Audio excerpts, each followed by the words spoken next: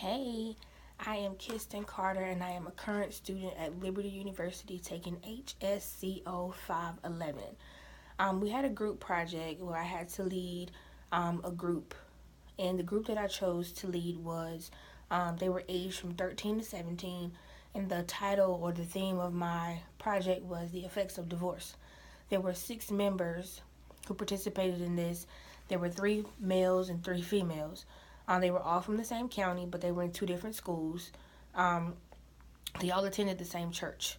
The meeting was held in a conference room at the local library on August the 5th, 2017. The time of the meeting was from 11:30 to 1 p.m. I supplied breakfast for the children because we all know the kids love food, and to get them out of the house on a Saturday morning very early, you have to provide food. Um, I've never done a group before, so this was very, very interesting as well as challenging for me. The questions that I asked the group was, how did they feel about their parents' divorce? Did their parents explain the process of a divorce? Did their parents tell them why they chose to have a divorce and things of that nature? I wanted to know how did they feel in reference to their parents' divorce? Was it a positive transition, or was it a negative transition, or what have you? Um, the children were very, very open with me as far as their feelings. A couple negative interactions, but overall, it was very, very, very informative for me.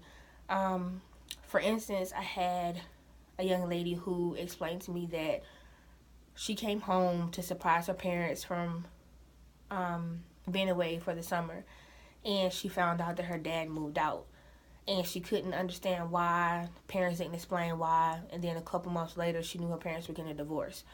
She said that it was negative for her because her parents never explained that process to her, and they never explained as to why they were getting a divorce, and they never even told her that they were getting a divorce until the divorce was actually happening. So for her, that was a very negative backdraw. And there was a young man who his dad was having an affair with his secretary at work, and he found out that that young lady was pregnant by his dad, and that was a negative interaction for him as well, and he really didn't have a lot of understanding behind that. A lot of the information that I received from these young people is that if their parents would have sat down and talked to them about it, they probably would have had a better understanding and they would have been able to deal with it better. Um, Besides those 2 negative situations, everybody else had a general idea that their parents weren't going to be together for long. So they anticipated a divorce, knowing that it was a better situation from parents arguing and fussing and fighting and things of that nature. So the backdrop for me is because my parents are divorced. And the way that it happened for me, I was an adult. And I knew the feelings that I had from my parents' divorce. I knew it had to be twice as bad for someone who was younger than me. So that was the whole reason as to why I decided to do this, to try to help younger children deal with the emotions that I had as an adult.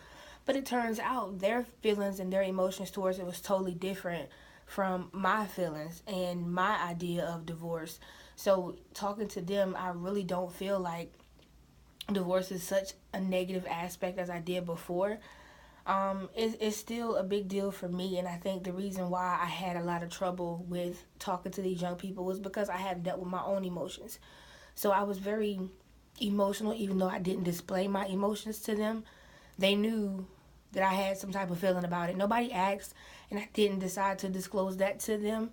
But I'm pretty sure they could feel it. And by this being my first group session, it was really hard for me to get through those emotions of talking to them about how old they were when their parents got divorced, what their feelings were, did they cry, did their parents explain it to them, things like that, because my parents didn't explain it to me, it just kind of happened. But I was grown, so it kind of affected me a little differently. Um, the group participated very, very well. I was so shocked that they were so open with what they had to say and how they felt. Saying, yeah, I cried. Young men saying, I'm not ashamed that I cried. It hurt. Things like that. You don't really expect teenagers to be open to a lot of things like that, but it was very, very refreshing that they could be open to each other. In the group, we partnered off into two separate groups of two, and those two individuals talked to each other, and they kind of like consoled each other. Hey, I went through this, but it's perfectly fine. We're okay. We made it. So it was great, and they actually made friends during that for the people who didn't know each other. So I thought it was an awesome